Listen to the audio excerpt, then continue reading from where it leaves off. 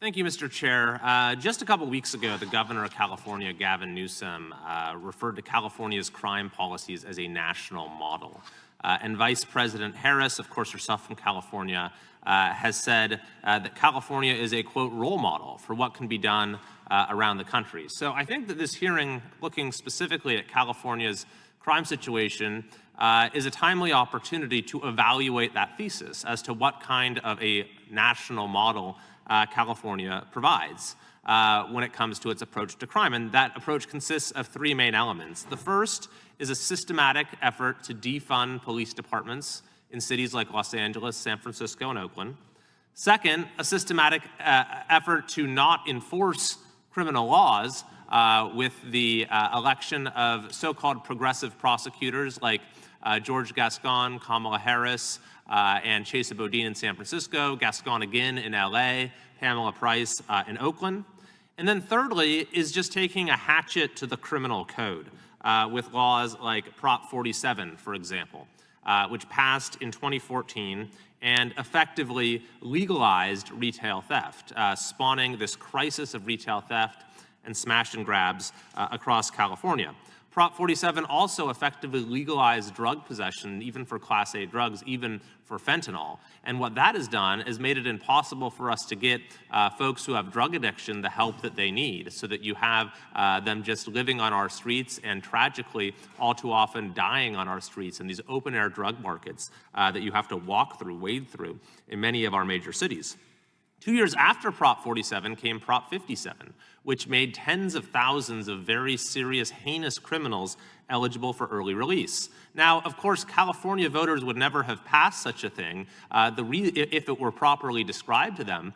But unfortunately, the initiative was described on the ballot as only applying to nonviolent offenders. It was described as such by the then Attorney General, Kamala Harris.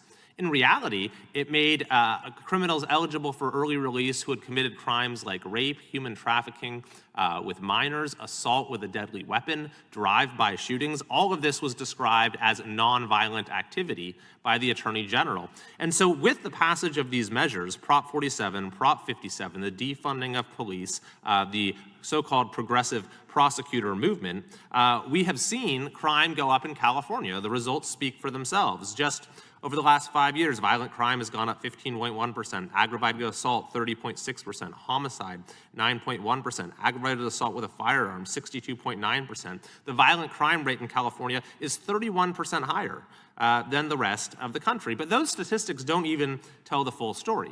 If you look at San Francisco, for example, businesses are closing left and right. In just a short span of time in the last year, you had the closure of Nordstrom, Whole Foods, T-Mobile, Anthropologie, Saks, the iconic toy store that this movie Toy Story was based on had to close. In-N-Out had to close its first restaurant ever, citing the danger to customers and to their workers.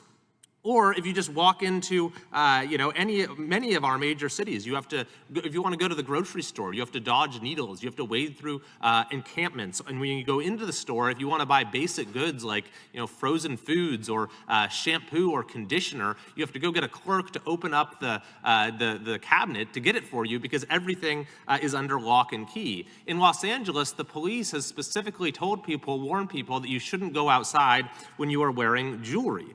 This is the reality of life in many parts of California following this dangerous decriminalization experiment. But the good news is this, that while Gavin Newsom says this is a national model, while Kamala Harris says it's a role model for the rest of the country, the people of California are rendering a very different verdict.